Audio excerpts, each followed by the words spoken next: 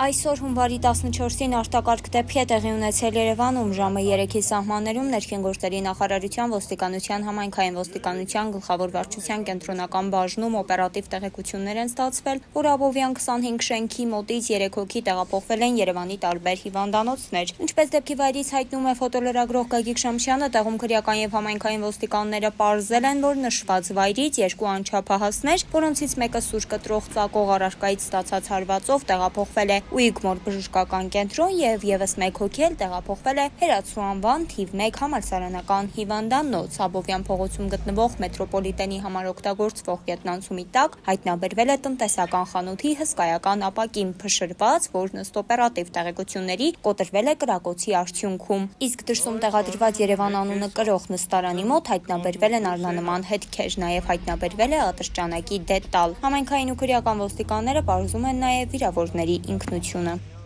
Բաժանորդագրվեք մեր ալիքին։